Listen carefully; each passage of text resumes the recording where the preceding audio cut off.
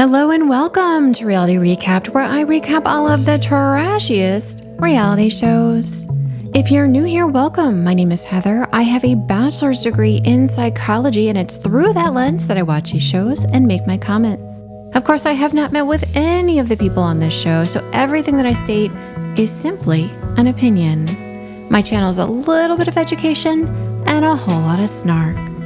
This week, I'm going to be recapping Season 2, Episode 2, Free Range Browns. So before I start the recap, I want to do a little bit of housekeeping, kind of explain things that are going to change on this channel. So some of you may be aware that I have been dealing with copyright claims, and unfortunately, they are getting very, very strict. So I've decided to alter the videos so that I'm going to show screenshots instead of moving video. I know it's not as enjoyable to watch, but this is the best that I can offer. I hope it's good enough, and if it's not, I completely understand. And with that, let's get into the episode. When we became public and the investigation was announced, it scared the crap out of us. I wanted to be away from it. I didn't want to think about it. So where are we going, Dean? Going to Wyoming. Yeah, we're going to Wyoming. The whole family is going up there to visit the grandparents and play cowboys. We just went public by announcing to the whole world, national news, that we are polygamists. We've had a lot of news agencies contacting us. We've had cameramen and photographers at the house. And to top that off, we had our Lehigh City Police Department announce investigating our family. It's been really stressful, been pretty heavy, been troubling to the kids. And we're going to go back to my dad's ranch in Wyoming and play cowboys. Cody can feel like a very difficult person to like.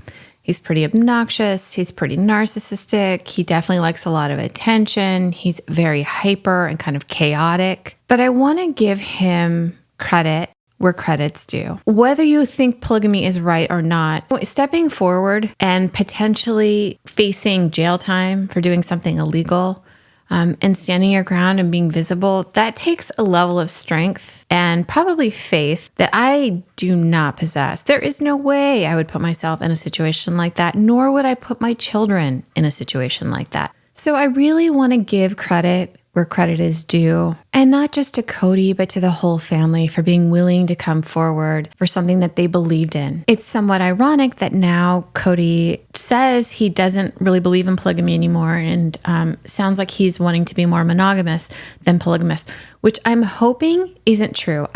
What I'm hoping is that we get to see him date on season 18 and watch Robin go through that, have conversations with her about not being jealous. I would love to see that because I feel like that would be full circle. The other thing I'm curious about is how all of their opinions have changed around polygamy. Do you think it should be legal? Do you think it's good for the people that are involved? Has that changed at all? It would be great if they would do a sit down, or even like on the couch, how they do here, sitting down and asking them questions, because I feel like so much changes when you go through really difficult situations. And they all have gone through a difficult situation. I'm curious, where do they stand now? What are their belief systems now? And how are they feeling about that? One of the things that happened on the show that they never even talked about was how Christine wasn't part of the church anymore. She didn't want to be part of the church. She didn't believe in the same way that she used to. It sounded like Janelle still believed, but maybe didn't go to church. It sounds like Robin's really deep in belief. And it sounds like Mary, I don't know where Mary is. So it'd be really nice just to kind of have their paradigms about religion, about polygamy, about where their life is now, and what they've learned in the process. When we get to Wyoming, we're going to read my mom's house. And then we're also going to help my brother-in-law, Tim, on a cattle drive. But we figure it'll be kind of like a vacation because it's different than what we're doing. That is not a definition of a vacation, my friend. Different than what I'm doing? It's like I was cooking dinner, but now I'm drying the dishes. So it's kind of like a vacation from cooking. No. Most of this ranch has been in my dad's family 5 generations. It's a place I can go with all my wives and no discrimination, total acceptance. It makes sense if you're feeling stressed and oppressed that you're going to want to go back to your family who shares the same beliefs as you and get some support and get away from the trouble for a little bit. But a commenter brought up a point that I haven't been good about bringing up, partially because I don't know modern day Mormonism and what they believe. But As far as I know, people of color are not able to hold higher up positions within the church. Women are also not able to hold those higher positions. I think gay and lesbian people are not allowed to be affiliated with the church either. I think they get disowned and pushed out. So I just want to mention the hypocrisy that exists. That can happen. You can be persecuted, you can be oppressed or feel oppressed, and also be oppressing other people. It's important to keep that in mind. 18 of us, 19 of us, 18 of us going today. When your family is so big, you can't even keep the number straight. Cody and Janelle and Hunter will be coming up tomorrow. Is that all of your stuff? What are you saying to me? That's tons of stuff. I hope you have a different outfit every day. 3 times a day outfit change. You do not. This little exchange cracks me up. I love how they tease one another and communicate. I like this like lighthearted kind of communication style. It's really entertaining for me as the viewer. Also, if I was on the fence at this point and I was thinking polygamy, it might be for me. This whole discussion right here, I'm out. The logistics of it feel like a nightmare. They're taking 3 cars. They have 18 people. Just solving the logistics of that many people makes me like, heck no, I'm out. I'm out. Or I would be like Janelle and I'd be like, I have to work tomorrow, so I'll be driving up separately. I am getting ready to go to work. Everybody's leaving to go to the ranch today, and it's really busy for me right now, so I couldn't get away. Smart. Very smart, Janelle. So I'm going to work one more day, and then Cody and I are going to go up. It's kind of nice in my world because I have people who can get my kids there, and they can start their vacation, and then I can join them. I understand why the viewers didn't like Janelle initially. She says some things and I'm like, oh, don't say it that way, because what it sounds like is you're shirking responsibility. And of course, there's a lot of misogyny about like what women are supposed to do outside of the home and inside of the home. What I think Janelle is doing though, is she's like, we're doing this show to show how great polygamy is. So I think she's constantly thinking from that theme. So she's like, see, this is great because I can work and my kids can still go on vacation and then I'll just meet up with them. So for her, this is a benefit of polygamy and this is great and I got to share it with everybody. But the viewers see that and go, well, you should be, taking a day off and going with your kids, or it's not fair to the other wives that they're having to watch your children because you're still at work. Meanwhile, no one's going to say anything about Cody, who probably makes less than Janelle, and the fact that he's not able to go with the rest of the family. Logan and Hunter go every summer to the ranch, so this is going home, like kind of going home for them. I used to spend a month every summer as a kid growing up on my grandparents' farm. It was amazing. Dayton, Aurora, and Brianna have never been up to the ranch. They're used to Montana. They love outdoor activities and getting dirty and playing hard. So I guess we'll see what they think. Ready to go around the same time that you've got to go to practice. That'll get us out the door like 4:15. So 6. I love this exchange. They're so funny. Christine is so funny. And I love that Hunter is completely calling her out on not going to be able to leave in time. And it's going to be like 2 hours later. And you know what? He was right. I am not even halfway packed yet. Are you serious? I don't even know what I'm going to wear. We're leaving in half an hour. I've got to hurry, go back. Half an hour. We tried to shelter our kids from the media. This is a week that we feel as adults, and that's where it stays. We don't want to put it on the kids. No. And they're They seeing need to things, be they're kids. hearing things, kids at school asking them. We're trying to protect them from that. I think the parents are being a little naive here, thinking that they're keeping this situation from affecting their children. We know Madison is someone who is curious. She was looking on blogs. I guarantee you all of them are reading about the family and probably really reading about the investigation, which would probably be the most scary piece. Like, who cares what like the newspapers have to say and what journalists have to say? But the investigation and the fact that Cody could potentially go to prison would be the scariest thing. I understand why they're trying to convince themselves that they've somehow created like this buffer for the kids, but kids are smart, and Robin says it the best. The fact that your children will feel the heaviness that you're feeling. They don't know why or what it is. Everybody agrees with I that. think for us leaving that behind, to be able to go there, then the kids relax too. Rob's driving this, and I'm driving the other one. And I'll drive her? Okay. I can take one more kid in here. I love the sound of that tick in the engine. That's a little bit of foreshadowing that will come into play later. I'm actually going to have an hour at this house by myself. If I was going to go back to work, I'm not now, man. Yeah, sure, Cody. Just kick back, relax, and send one of your kids to take care of your other kids for you. Naturally, an 8-hour trip. I'm thinking it'll be something like a 12 or 14. We're in for a long trip. Poor Logan has no idea. I want my alone time. I'll leave now. Father of the year. Before they leave, he gives some advice. Use your mirrors, use your brakes. Great advice. Maybe check the fluids in the car before they leave. Oh my goodness. Never mind, just go take a nap in the house. It's like 6 o'clock, 2 hours late. Wow, Hunter totally called that. That'll get us out the door like 4:15. So 6.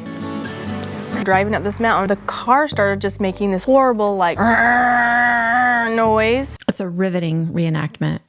I pulled off the side of the road to see what it would do, and it was just like it was done, it was stopped. And there's all this smoke coming out. Thinking we ran out of oil and then we overheated. Look at the light in the background. They left at 6. How long do you think they were actually on the road? Was it like 40 minutes? Ugh.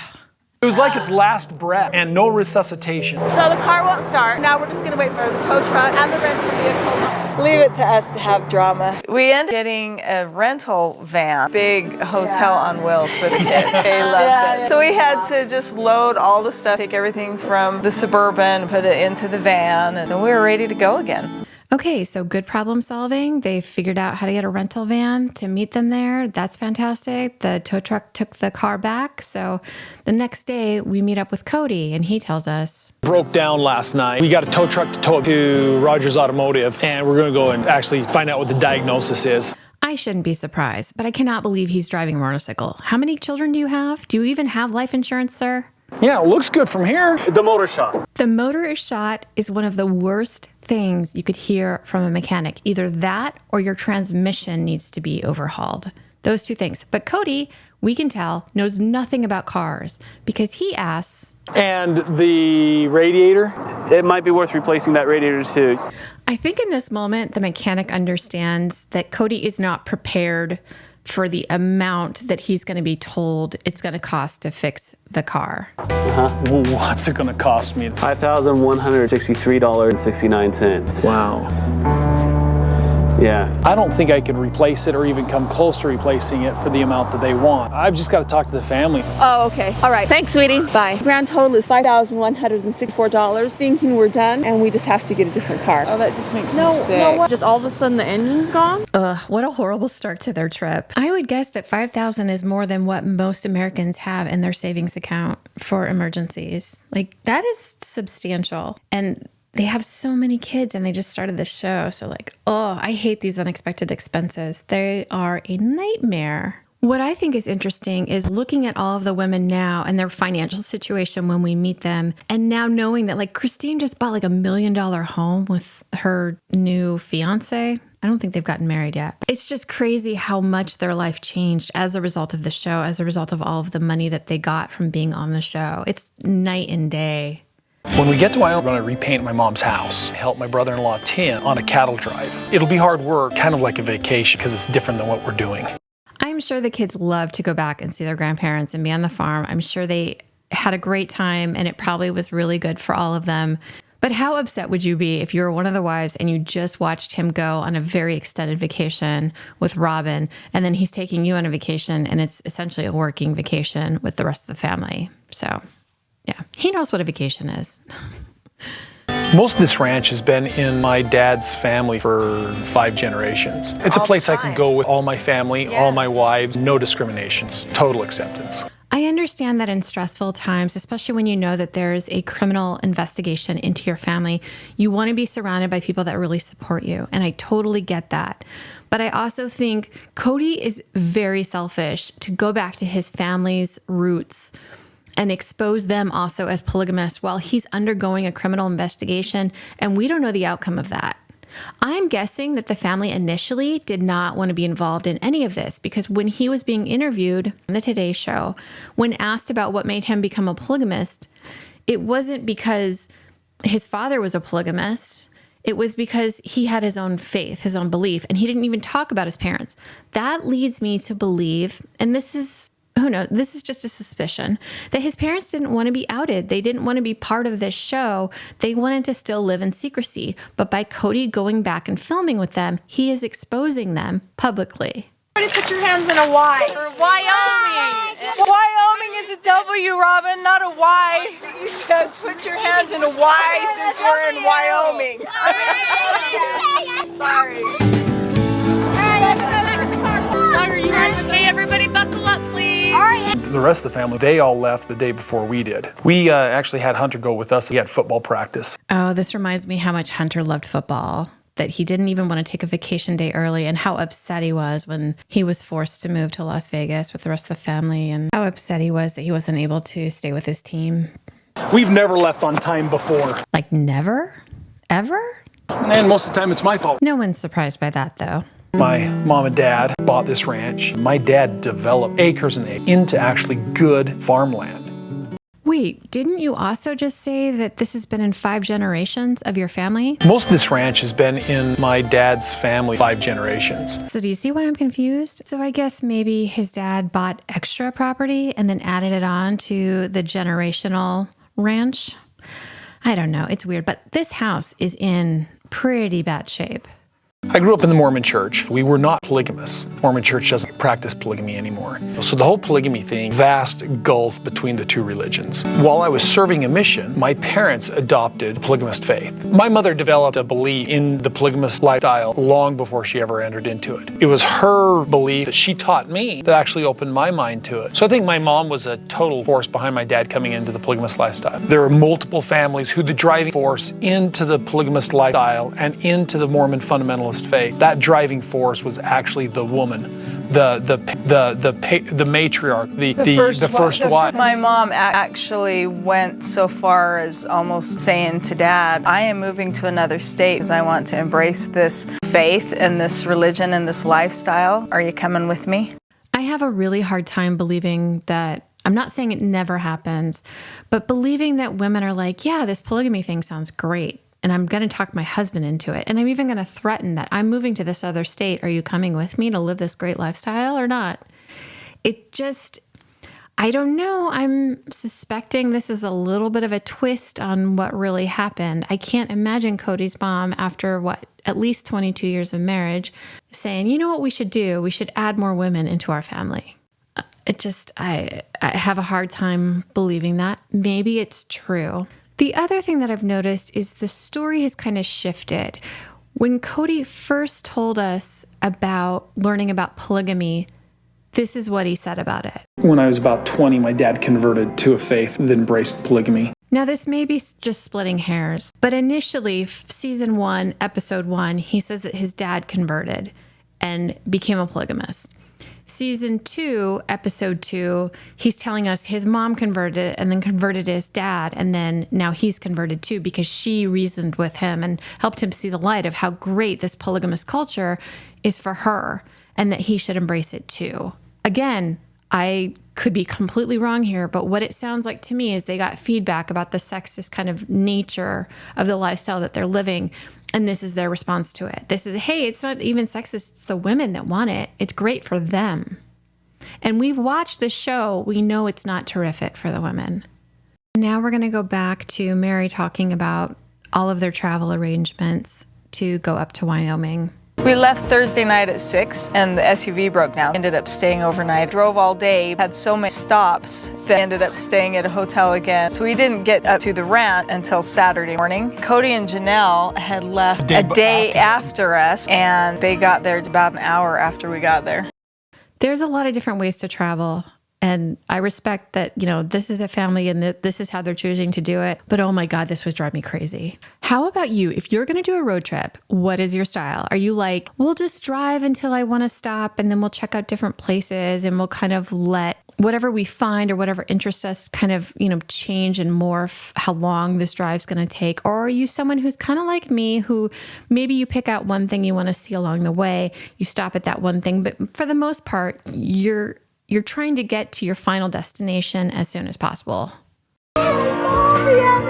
I know, you don't remember Grandma, do you? Hi, Grandpa. They really worked hard. Nice, sis. Dad's 75. So my dad has retired from managing the ranch. Point where he doesn't really leave the house very much even. Well, he's still like Grandpa anyway. I don't know why. This is Grandma Cheryl. She's My mom, Janelle's mom. A lot of them come up in the summer for different periods of time, and it's crazy. It's just busy, but we all have fun. My parents have been willing to let us come up to the ranch in light of everything going on, very much because they're just brave themselves and they want to be supportive of us. When I actually talked to Janelle a little bit about coming and visit, she was a little bit nervous, but she knew that we needed this break. She knew that we needed to be able to go and just, get back to our roots, basically. In our polygamous culture, it's really rare people to let it be known that they are polygamous. It's kind of like outing my mom and my dad as well. It's really always well accepted. Well, their close friends told them not, said, I wouldn't do this if I was you. That's my mom, though. My mom would fall on her sword for me. I feel like there's a little bit of subtext here that I want to bring out that I'm thinking when I'm hearing this story. So first, we know that Cody's dad, someone who was a pretty strong figure in his life, has deteriorated in his old age, and he's often not even leaving the house. My guess, based on his interactions, is that cognitively, he's not as strong as he used to be. I suspect that if he was cognitively capable, I think he would have said no, the family couldn't come.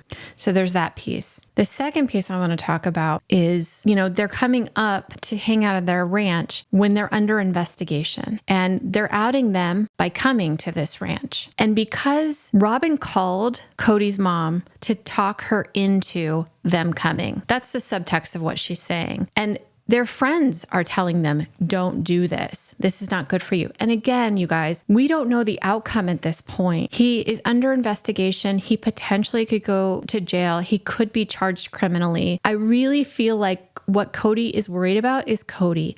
Cody is feeling uncertain, so he wants to be able to go home, and he wants to also have something to film for this show. I don't think he cares as much about his mom as his mom does about him. He said it the best. My mom would fall on her sword for me. I think that's positive in a sense that you have a parent that is in your corner that much, but I also think there was a lot of talking her into being willing to do this.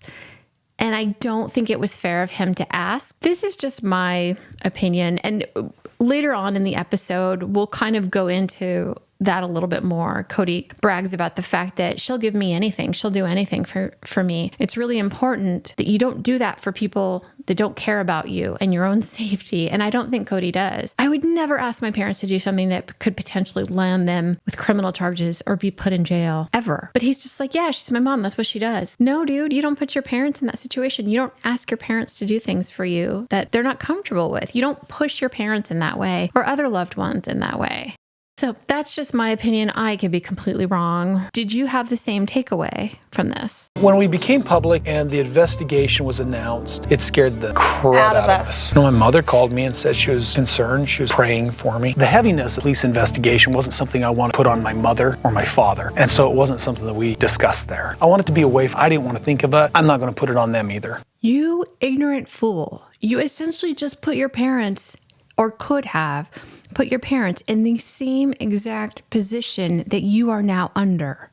The thing you're trying to get away from, you are ensnaring your parents into.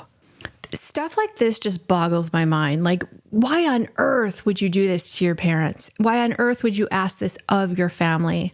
And I just don't think he gets it. I don't think he understands that all this stress that he's feeling and this desire to kind of get away from the stress of it and just to not talk about it, you are then bringing it to your parents' doorstep, quite literally. And they're being filmed, which could be used in a court of law at a later date, stating that they're polygamists. Like, I just don't understand this. I really don't. I think this is a glimpse, though, one of the first few glimpses that we get about how self-involved Cody is. Because the fact that he's not even thinking about, he's basically bringing on to his parents what he's chosen to do for himself, his lack of awareness of how stressful that might be for them. And his parents are older. Let's not send your dad to jail. He's 75. When you go to the ranch, you don't sit around. It's a working vacation. You don't work, you don't eat, that kind of attitude. Sorry, truly, no food for you. So we're going to paint my mom's house. We're also going to help my brother-in-law, Tim, drive cows to a corral where we're going to separate the calves and vaccinate. Slightly ironic that he's helping with vaccinations. And the first thing we need to do was get a primer onto Janelle's house. I think we're in for a mess. We bought this house. It's never been painted. We live on a ranch. We don't have time to do things like painting. I'm very happy that they're at least able to help her paint her house. That house is in horrible shape. What I'm hoping is that it looks worse than what it was. Like I'm sure they had peeling paint that they had to like scrape off, and they had to sand all the wood down. So hopefully it was more covered than it looks right now. Hopefully they just did a lot of prep work ahead of time, because if she's been living in a house that looks the way that that house looks, I don't think that's okay. I just don't. I don't know. I just don't. I don't think it's right. I don't know how long she's been living in this house. She said that they bought it and it's never been painted. That kind of confuses me. Like, do you mean you added the parcel and the house and added it to the property that's supposedly been in the family for generations? But she's a first wife. So was it like, here, you get the new house that we just purchased that we're not going to paint for like 20 years? I don't know. I understand that you're very busy when you're working on a ranch. It's really hard to look at that house and know that somebody was living in it and it didn't get tended to in a much sooner time. And it makes me wonder, what does the other wife's house look like? And isn't she the second wife? And isn't it in better shape? I think the house is even standing up straighter. Feeling better, yeah. Isabel, what happened? It's all over. You're a mess. I know. We were really excited to have Robin come into the family. There is a certain shaking up that happens. Everyone is insecure at time, but yet after the dust settles, it just adds assets to the family. We call it kind of like a wheel, and there are certain spokes in the wheel. Each wife is a spoke in the wheel. Well, when another wife comes in, then every one of those spokes has to move. To be balanced. And the more spokes in the wheel, the stronger the wheel is. I really hate these old-timey kind of antiquated symbolism of making something strong and using something completely unrelated. A marriage is not a wheel. So to use what makes a good wheel as a way of describing what's good for a marriage is just like apples to oranges. If having more women in a marriage makes it stronger, why aren't the Browns still married? Why aren't they all still together? Probably because it's a little more complicated than that, isn't it? Funny thing about a mother. What's hers is mine and what is mine is mine. Because she'll give me anything that she's got. So this is my mom's breakfast. And she's so sweet. This sums up Cody perfectly. What he sees as love is somebody just agreeing with everything that he wants and not thinking of themselves, which is not healthy. That is not a good thing. You don't want that in a partner. That means that they don't have boundaries. That means that they put other people above them. You do not want a relationship like that. It's not good for the other person. It's not good for you. And we don't see Janelle saying anything, but she leaves the scene. And I think this is how Janelle expresses herself when she's in tough situations. Remember when Cody was talking about menstruation cycles and Janelle left? I think that's what she does when she doesn't agree, but she doesn't verbalize it. But they bring Janelle back because they need to talk about when her mom joined Cody's mom's family. I've said in the past that most of my family disowned me. Decision to join the faith. The only exception is actually my mother, who was trying very hard to support me. So she came with me just to see what it was all about. She also became intrigued with the faith, and so she made the conversion to the faith, and then she actually married Cody's dad. What? I have so many questions. Okay, so was she single when she came with you, or was she still married to your dad? That's my first question. I can't imagine someone who has lived the majority of their life in a monogamous relationship just going up to Wyoming and then being like, I'm going to join this too. I wonder what they're saying. I wonder what was going on in Janelle's mom's life. I wonder if she was left behind and so maybe wanted to feel secure and so was willing to be a polygamist. I wonder if she really did think like, hey, this is definitely the right way to go. And maybe she left Janelle's dad and got married to Wynn.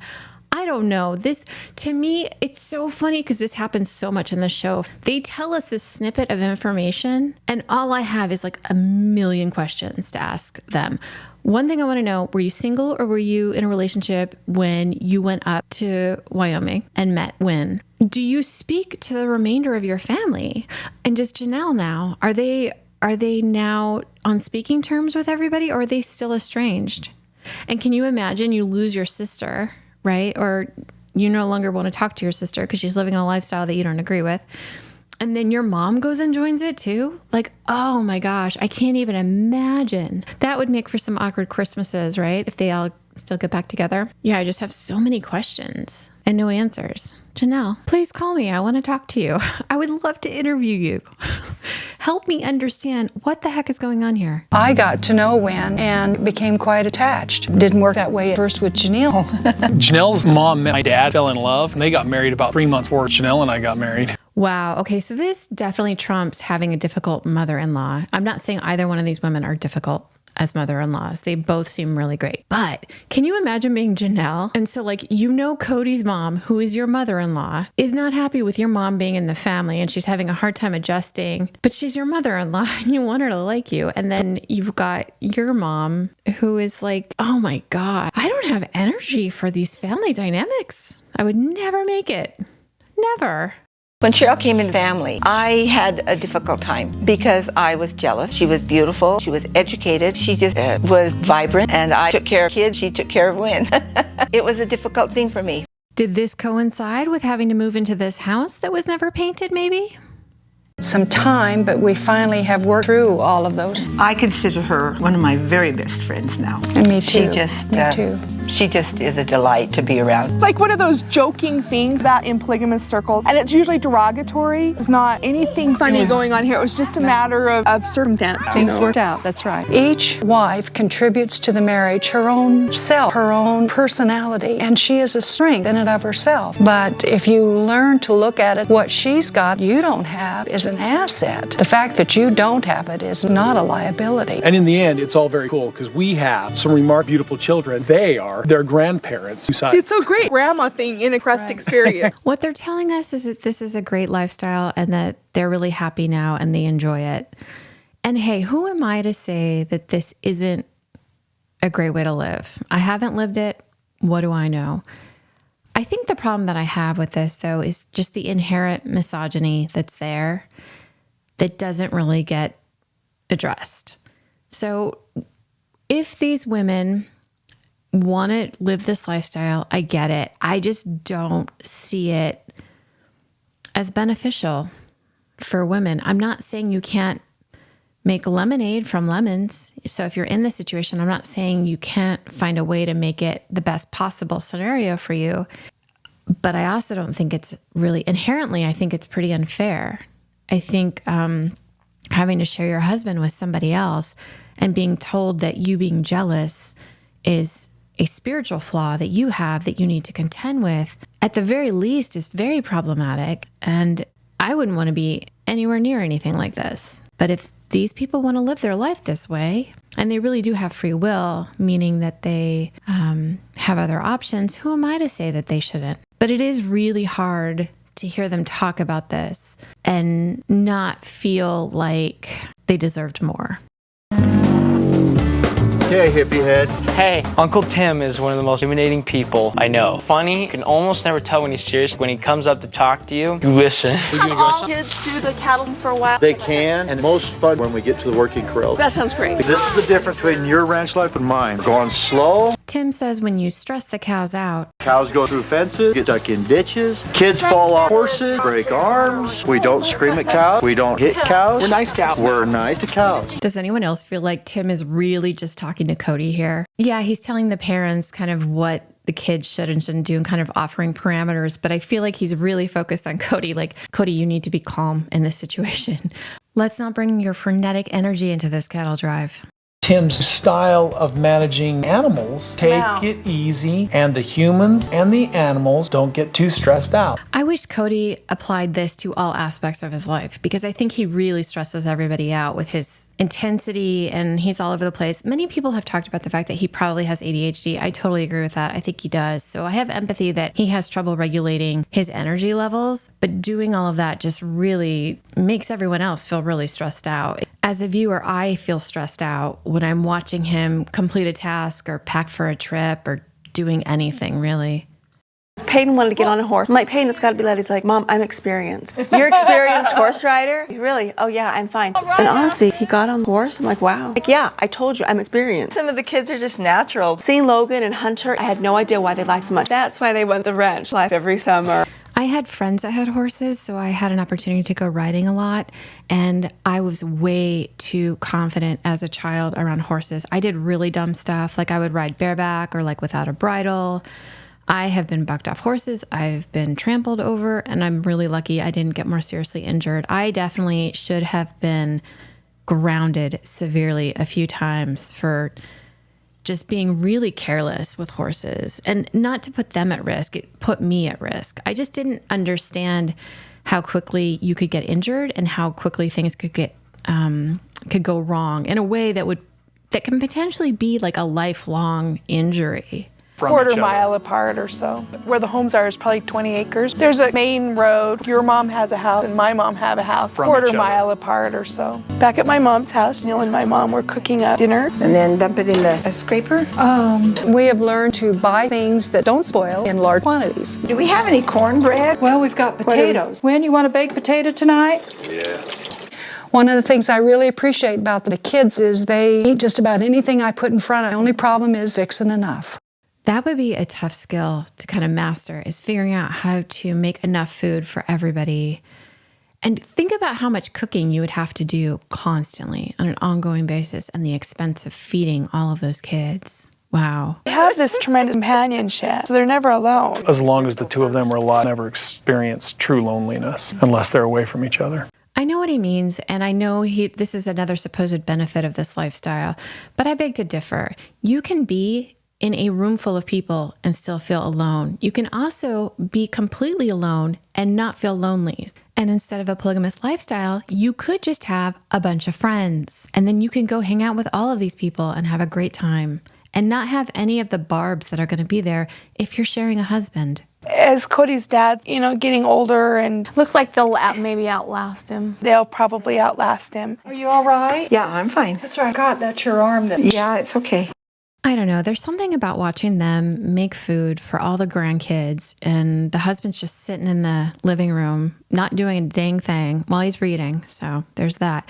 It's all this free labor that men benefit from in these relationships. It drives me crazy. And it's like, oh yeah, it's great because when he's gone, they'll still have one another to care for one another. Like, meanwhile, he's there and not helping them at all. And our relationships are separate from my relationship with Cody. Yeah, they do. They have to. Yeah. Robin, pipe down. You've literally been in the family for 3 months at this point? As everybody was having fun, one of the horses was acting up, told the kids not to ride it. Then Madison came running in. Mckelty's trying to take off with that horse. A few minutes later, we see Mckelty's horse come running back, and not Mckelty. I see her take off on the horse. This head goes down between her legs, and Mckelty comes flying up in the air. She comes down on her hip, and hell, you don't know if something's broke. Wait, hold on. So the wives aren't there. Madison runs to get one of the wives to let them know that Mckelty's getting on the horse that's acting up. Then we find out Cody was there. He's standing there watching his daughter on this horse. What the heck? We could be missing something, but it sounds like even if he's present and there, and Madison clearly knew that there was a problem, she doesn't go to Cody to fix it? What the heck is going on? Why are you even standing? You're their freaking dad. Shouldn't you be correcting their behavior? I wonder if Madison already knew not to even go to Cody to try to get his help because he's kind of just, sitting in the back seat. Or if she went to him and was like, Madison's doing this, and he didn't do anything about it. So then she went to go and try to get the wives to get involved with it. If her body's broken, the pain will come before she stands. So if she moves her own body and we're not forcing it, it's okay. Oh my God. Sounds like Cody went to medical school, doesn't it? No, not at all. Oh my God. What's hurting? My back. I need you to walk a little bit. So you find out your daughter's injured, and then you look at the camera. Now, and expose her back to national television. Cody quickly becomes bored of his injured daughter and focuses his attention onto the horse. I have to get on this horse before it becomes a problem. Immediately after Mckelty's thrown off the horse, it's very important that the horse be taught that it can't get away with being naughty. Otherwise, the horse knows that it can do this and get away with it. I don't know, maybe make sure your daughter is okay first and let the people that actually own the horse deal with the horse. But Cody continues to prove what a great dad he is. Can I get another? No, you back away. You know what, Gwendolyn? Gwendolyn, I said back away now. Don't get near this horse. Why? Do you understand me? Cheryl's a nurse, and so I'm going to have Cheryl take a look at her. I know assess her leg a little bit better, her ankle. She's having a hard time putting any pressure on it. Mckelty fell off a horse. Take her to a doctor? Or I don't know. Does she need a doctor? I don't know. Can you push on my hand? Hard. But when you push on my hand, it doesn't hurt. Not really. Okay. All right. I didn't think there was anything broken. There was just kind of a pinched nerve, and that's why she was hurting. But I felt like she needed to go to get adjustment to get back in alignment. Christine leaves to take Mckelty to a chiropractor, and it looks like Mary is with her. Does Grandpa live here? Sometimes, Is Grandpa married to you? And Grandma Janelle? Then he lives at 2 houses here and Janelle's house. These are all very interesting questions, but before Isabel can continue, the grandma says, Boy, Isabel, we're about ready to go. I'm just making sure I haven't forgotten something. I'm good at that. Paul, did you hear me call? We said no kids get on this horse. And not only did she take off on it, she took far away off. Did you hear me call it? You're gonna get picked up. We told her and she decided to disobey. It's unfortunate. I want to say I told you so bad. Madison can be such a brat sometimes. Let me tell you, please. Workers go first, they asked, okay? There's baked potatoes and chili. Oh! Thank you.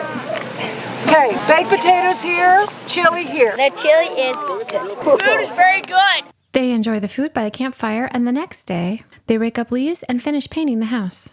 Can we take these leaves home? No, we're not taking the bags of leaves home. Oh my God, it's so funny. I love Gabe and Christine. We rustled up cows one day. Now we're going to rustle up our 16 kids and get them painting. Come help, please. To do the primer, then let it dry till the next day and paint the whole house. And then we had to let that dry till the next day and paint all the trim. It's going really well. I'm glad to be getting this done for Janelle. She's a great lady. She deserves. She's done a lot of good for people. Really well. Her and help her out is really a cool thing. There's something really great about going home to your roots. Just kind of grounds you. You know, when you've been up in the clouds, your head's like all these crazy things going on in our lives, and go, okay, I remember who I am. I get that this would be helpful for Cody, but Robin, you didn't grow up there. I find it strange that she's talking as if she grew up on this farm, and these are her roots. While the paint's drying on the house, they decide to go to Red Rock and let the kids burn off a little steam. And here we learn of their different parenting styles. Okay, kids. Brianna, stop! Brianna! Robin, she'll be fine. Cody, they're on a cliff! Brianna, stop! Robin, she'll be fine. I'm trying to not laugh at you. I don't think they're perfectly safe. It scares me. Aurora! Sit down, Aurora! It's all steep and it's slippery, and all you have to do is take one wrong step and they're down the hill. What I find funny about this is Robin is the only one who's really concerned. And fast forward to what's happened like in modern day, and I feel like she was able to make Cody treat her children how she wanted to raise her kids, which is in more of a cocoon and more protective.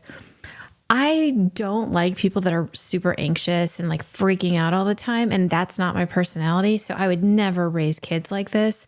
You don't want to make them nervous when they're on the side of a cliff. That's kind of dangerous too. Instead, you want to instill calm and confidence in them.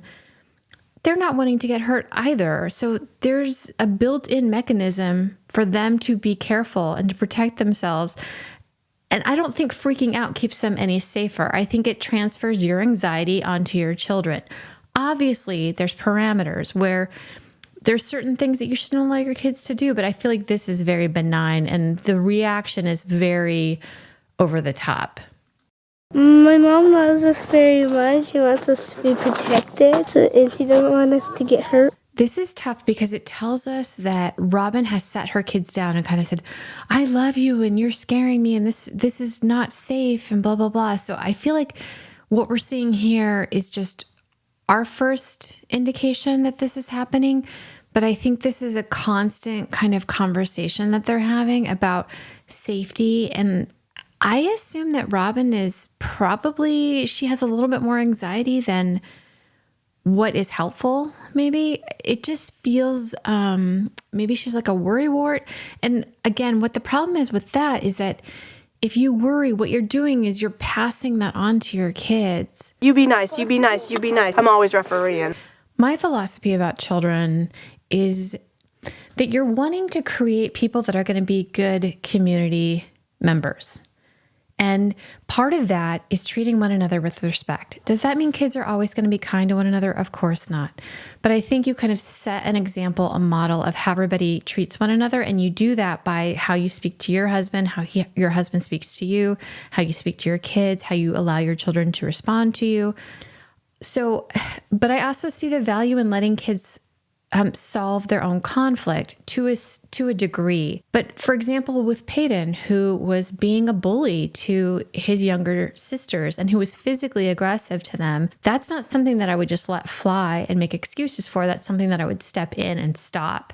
So I don't know. I see both sides, and I think my approach would be more of a blend than one side or the other. This guy's like, unless you're bleeding, don't come tell me. And I was like, oh my God. You know what? Kids are going to get hurt. Kids are going to have broken arms. We're not going to put them in bodily harm. A certain amount of physical confidence that comes from experimenting, jumping things and climbing things. I mean, we're always watching. We care about that the kids are safe. Hi, Mom. I'm going to have Logan come up. All right, you're going to be my buddy for today, okay? Okay. We look after the little kids, but we also let them learn for themselves. If they're going to do something stupid, then they're going to learn for it, like Mckelty here. I'm Madison. See what I'm doing? I'm pushing my legs as a wedge between the two rocks. The way he's speaking, I was expecting him to be teaching children, but no, he's teaching his wives how to climb a rock. It feels a little mansplaining to me. It's an inch at a time, and it works. Why do I feel like these women have heard this sentence in a completely different context many times before? I think it was really fun for the kid. Go and just blow off a little steam and climb the rock. I'm very excited to get my mother's reaction on painting the house. I drew blood. Shines like it has a halo around it. Oh! Thank you for staying all the way to the end. I think this is the longest video I have ever done. If you enjoyed the video, please take a second to like it. I hope you have a wonderful week, and I'll see you next time.